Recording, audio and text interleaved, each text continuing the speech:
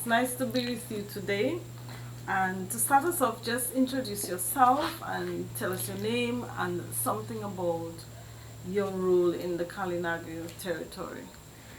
Okay, well, my name is Gerard Langlais, and I am from Bataka. I was born and bred in Bataka, right here. And I am the manager of the Karina Cultural Group, which has been in existence for the past 28 years. Oh, wow. And also, I am a past counselor in the last administration. So, I have a lot to do in the community, and I have a lot of experience, dealing with my own people and so on. So tell us more about your cultural group and the project that you manage. What is it really about? What Well, does it entail? well, the cultural group on a whole is to try and revive, and maintain, sustain our Kalinago culture as long as we can live. Um, and we have been doing that, as I said, for the past 28 years.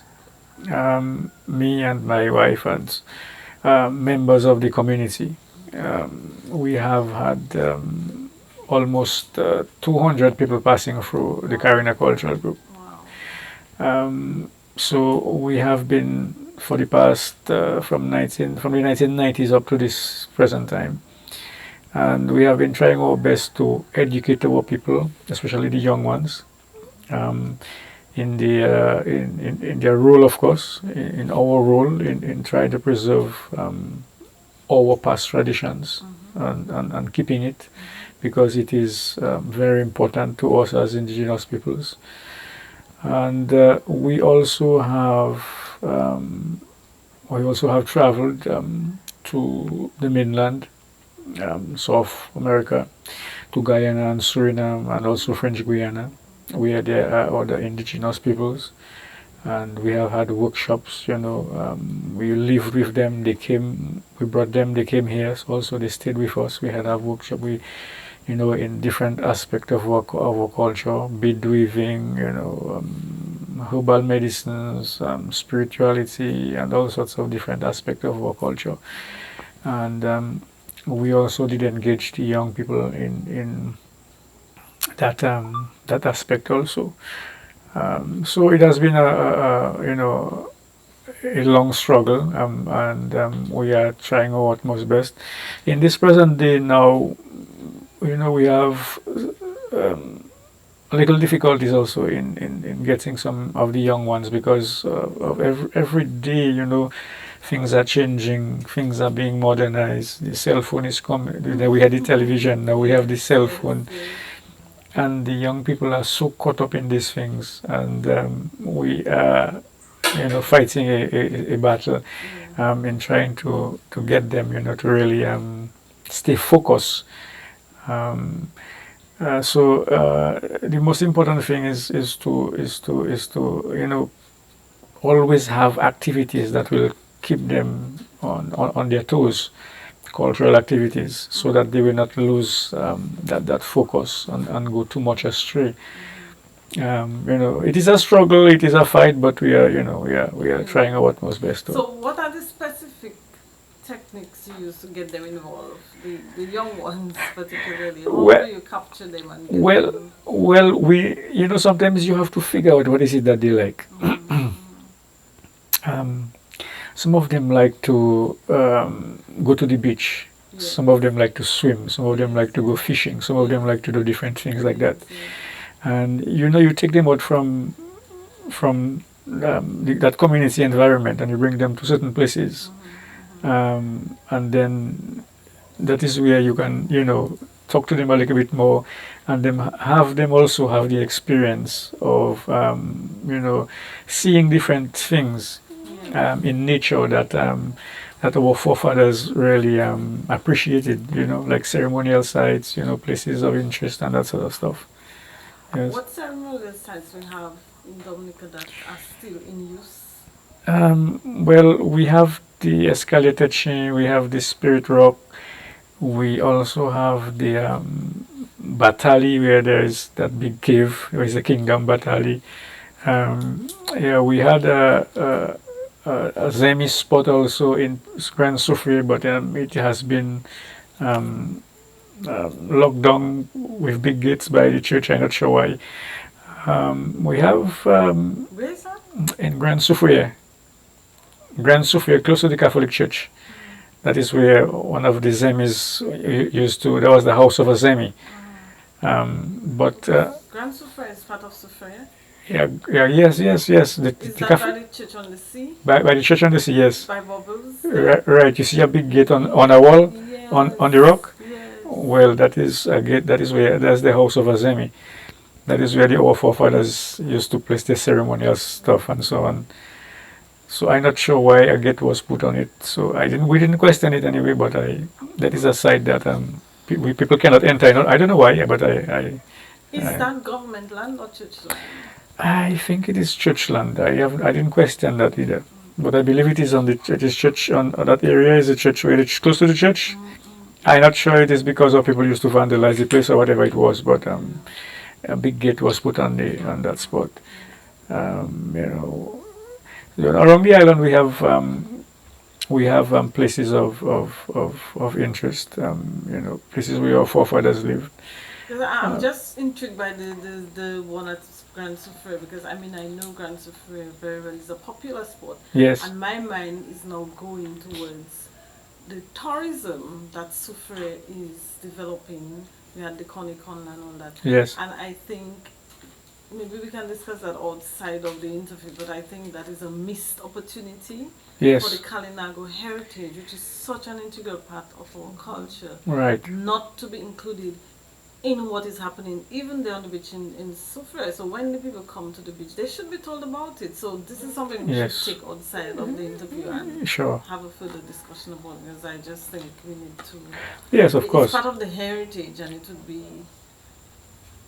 I would like to understand why, because I go there so much and I never even know about it, and I'm passionate about our culture. Yes, of course, so of course. This is something for the power and the new chief. To talk about, sure, because we'll table this one for outside. Yes, for sure. So it's interesting. So what other ones are outside of the territory? Because I didn't realize that there are sites outside of the territory that we could bring into the whole culture. Culture. Oh yes. So do we have listings of them anywhere? We have. I think we have some documents. We have some of it document in the consul's office, but I'm not sure if it is because of the storm, the last hurricane, if it got destroyed. But we had some information on this so site. There's the one in Soufriere, there's the one in Batali, you said? Yes, Batali. And then which other one? We have the escalated chain. Yes, that's here. And we have this Spirit Rock, which is on Pegua, on the region Pegua. And also we have burial sites like in Cabana and also in Itasi, which is at Kana, not Kana, but what's the name of the place? Opak, right? That is in Itasi, and also Kana in Capuchin. Yeah, also a ceremonial used to be a village in that spot. Yeah. That's interesting. So, are there any markings or labelings or interpretation sites on those various places that can tell visitors this is a Kalinago ceremonial site? In Bataka, Capuchin, is there anything that says? Well, no, you will not. If you doesn't know, then you might not be able to. You might not know. You will not know. No, because there's a story about the escalated chain, a written story, a legend. Also there's one about the rock, spirit of the rock. But the other sites and so on, the other places around the island are not documented. They are not. You have no writing about them. Not really. Yeah. The one in Batali also, we have information about the one in Batali. Yeah. That's quite an interesting aspect because we always seem to think the territory, our heritage, our culinary heritage lies only within the walls of the territory. No. So this is something that we need to really look Yes. into. Sure. Because remember the Kalinagos, we were the first inhabitants, so Yes. we settled all around the island. All around, yes. Yeah, and there are many spots where there are places of interest. I remember. I'm just seeing a map now, a Kalinago map with different, Yes, different yes. information centers. So when visitors come, Right. they can understand our full history across Yes. the islands. Yes. That is Yes. something that I'm seeing in front of my eyes. Right. So you know exactly what it means. You know what it used to be. And that sort of stuff. Right. That's a nice, interesting project Hmm. for your new executive. Sure. Of course. Or even your own group can take that. That maybe I'm just saying maybe something like that could be a historic project that we all can take up. Get yes. the young people toying. Yeah. And they can name it when they go. That's Sure. a funded project. Yeah. Yes. A couple of years ago, in 2006, we got some sponsorship from an indigenous sponsor, and we went on an island tour to look at the different places where our forefathers settled. Yeah. So we stayed a weekend in each community with at least 32 people, young people. Yeah. We went to Petit Soufriere, and we met with the elders and other people in the community, people who had families and so on. We looked at different sites in the community, and then we went on to Petit Savan. We stayed a weekend, and we look at the different areas, and so people who had families, because we have a lot of family in Petit Savan and so on. The young people learned a lot from them, and then we went also to Massac. Massac is a place of interest where there was a massacre. So we had some of our Surinamese friends, people who came to have a ceremony with us, an appeasing ceremony, and we had a full night ceremony at the schoolyard in Massac, and then we moved on to Capuchin, and we stayed a weekend, and then we moved on to Viecas, Itasi, and then we stayed a whole weekend there also. So that was, a historical event. We were looking at the different places of interest where people stayed and the different villages that they lived.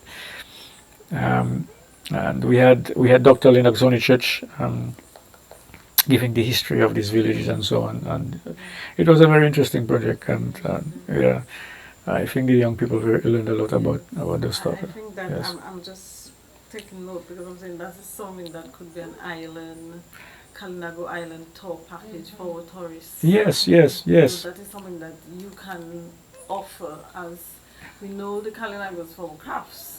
Right. But what about our heritage? So You're they right. come, we can do not just come to the territory. That could be one package. You have another package where they could do island tours, or even maybe diaspora Kalinagos come back to learn their heritage, spend a month. Yes, and moving from different places, Yes, so a project for you to think about. Yes, sure. Once I can get funding for it, that would be. But to have the ideas, because Yes. one of the things we're looking at with this project is how can we safeguard our culture. And Yes. I mean, you've given us in a few minutes that we have a lot of rich ideas.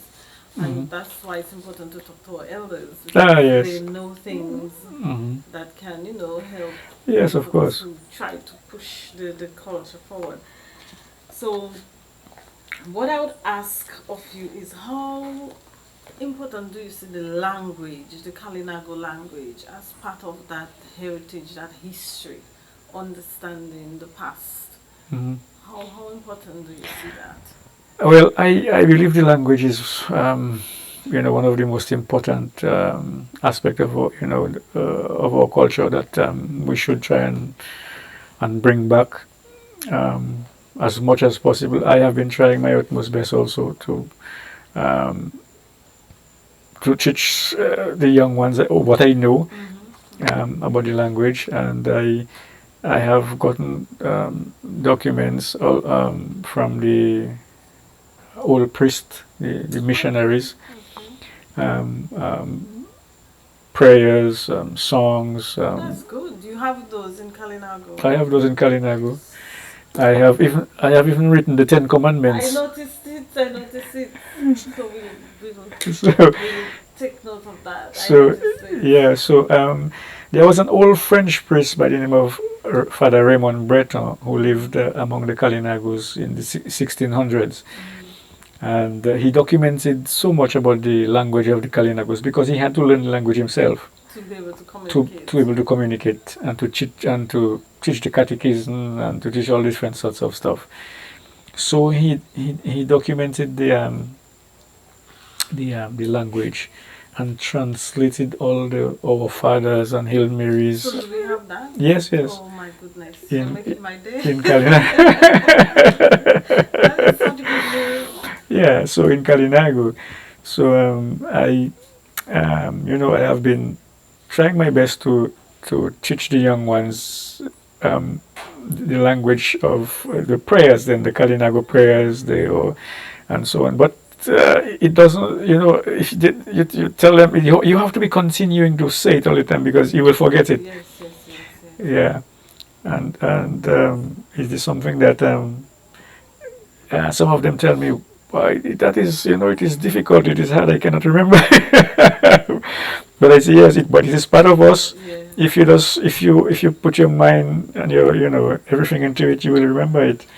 So that brings us to a nice end to our interview. So what one word or one message you can maybe speak to your Kalinago young people or old people in terms of promoting and safeguarding the culture and heritage? What is the last takeaway you'd like to leave with them? Well, I would surely like to tell them that as First Peoples, we're supposed to be proud of who we are as indigenous peoples.